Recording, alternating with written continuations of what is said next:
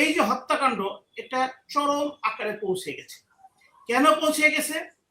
এই যে যারা মিছিল করছেন, যারা এই শিশু রামিসা হত্যাকাণ্ডকে রাজনৈতিকভাবে ব্যবহার করছেন, যার ছত্রছায়ায় দেশে ইতিপূর্বে মোব রাজত্ব রাষ্ট্রীয় সহযোগিতায় করা হয়েছিল, 32 ভেঙ্গে গুড়িয়ে একবার না কয়েকবার দেওয়া হয়েছে। প্রথম দেওয়া হয়েছে বুঝলাম যে আবেগ ইমোশনে দিয়েছে, হোয়াট এভার ইট ইজ, কিন্তু পরপর যখন দেওয়া হয়েছে, গাজী যে টায়ার ইন্ডাস্ট্রি ছিল, 27,000 লোক কাজ করতো, সেটাকে একটা রাষ্ট্রের সম্পদ, যে কোনো, আমি একটা রাষ্ট্রের সম্পদ, আমার বাচ্চা মারা গেছে তাই বলে আমি দাফন করতে পারবো? রাষ্ট্র এটা রাষ্ট্রের মালিক, আমার সম্পদ।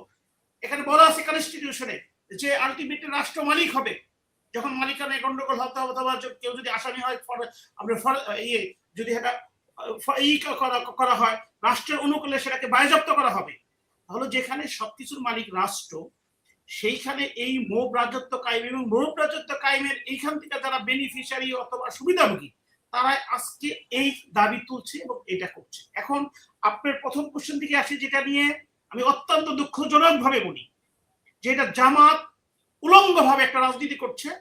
তাদের এই ডক্টর ইউনূস সাহেবদের সরকারকে সেভ করার জন্য, কারণ 18 মাসে ইন্টারিম গভর্নমেন্টের সময় সবচেয়ে বেশি বেনিফিশিয়ারি ছিল জামাত, এবং তারা বিভিন্ন ভাবে যেন ইলেকশন না হয় তার যত প্রকার কারসাজি কারচুপি ষড়যন্ত্র করেছে, কারণ তারা বেনিফিশিয়ারি দিয়ে, আপনি এসপি বলেন, ডিসি বলেন, ওসি বলেন, সর্বকে বিসি বলেন, ইউনিভার্সিটি সবখানে তারা নিয়োগ দিয়েছিল। যখন জনাব তারেক রহমান সাহেবের নেতৃত্বে তাদের দক্ষ এবং যোগ্য এবং দূরদর্শী পলিটিক্সের মাধ্যমে, এবং সেখানে অবশ্যই স্বরাষ্ট্রমন্ত্রী মহোদয় নেতৃত্ব দিয়েছেন, একটা সরকার ডেমোক্রেটিক সরকার গঠন হয়েছে। আলটিমেটলি এখন তারা ধরেছে কাকেই, যে হ্যাঁ স্বরাষ্ট্রমন্ত্রী পদত্যাগ করতে হবে। আপনাকে কোশ্চেন করা মানে আমি দেশবাসীর সামনে কোশ্চেন গুলো তুলে ধরছি। হত্যাকাণ্ড হচ্ছে না কবে? হত্যাকাণ্ড কবে হচ্ছে না? কয়েকদিন আগে দেখলাম যে ময়মনসিংহের সেম বয়সের একটি মেয়েকে মেরে রাস্তায় রেপ করে রেখা হয়েছে। আমার গ্রামের পাশের একটা মহিলাকে রেপ করে মেরে রাস্তায় রাখা হয়েছে। তার কিছুদিন আগে, সপ্তাহখানিক আগে, গর্ভবতী একটা মহিলাকে রাখা হয়েছে। কারণ এই যে মোব টেন্ডেন্সিটা কারা জন্ম দিয়েছে, তারা এটা করেছে। আজকে জামাতের আমির থেকে আরম্ভ করে, মহাসচিব থেকে আরম্ভ করে, তারা এমন ভাবে এই হত্যাকাণ্ডের বিচারের ব্যাপারে রাখছে মনে হচ্ছে বিএনপির কোন নেতা অথবা নেতার ছেলে অথবা বিএনপির কোন মন্ত্রীর ছেলের সাথে জড়িত।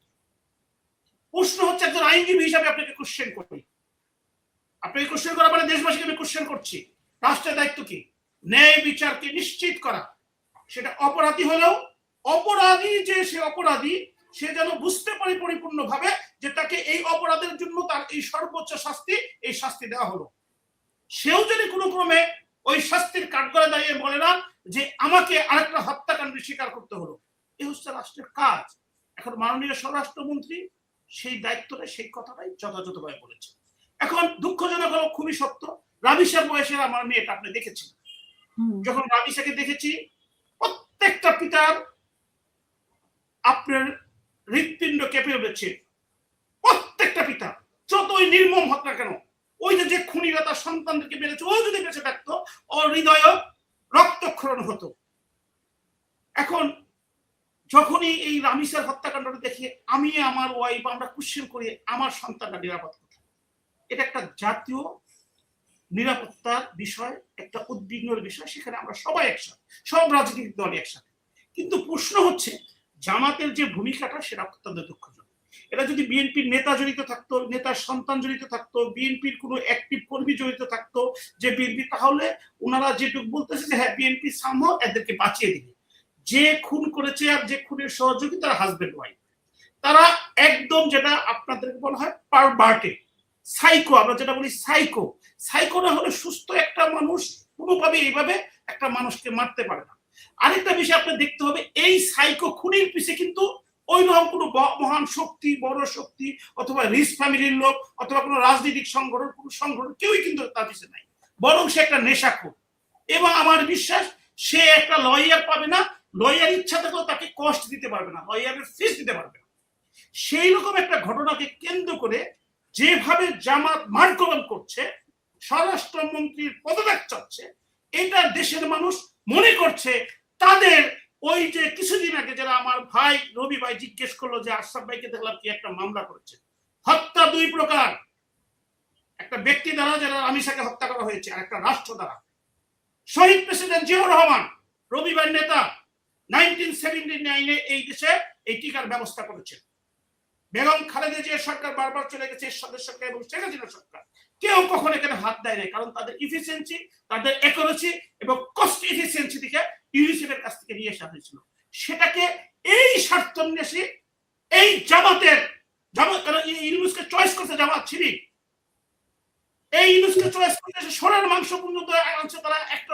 একটা মুসলিম দেশে সোনার মাংস আনবে লাইসেন্স করে, সেটা তারা প্রতিরোধ। তাকে এই যে 500 অধিক শিশু মৃত্যুবরণ করেছে হামের জন্য, তাদের ইয়ের জন্য, যেখানে জিরো লেভেলের জন্য আসছিল, সেইটাকে হাইড করার জন্য জামাত এই মাঠ গরম করতেছে, বিএনপির উপর কালাম দিচ্ছে এবং কি স্বরাষ্ট্রমন্ত্রী পদে পদত্যাগ চাচ্ছে। এখন আমি আপনাকে বলি, বিএনপির যদি আন্তরিকতা না থাকতো আমিও বিএনপির পদত্যাগ চাইতাম, যেরকম হত্যাকাণ্ড বিএনপি।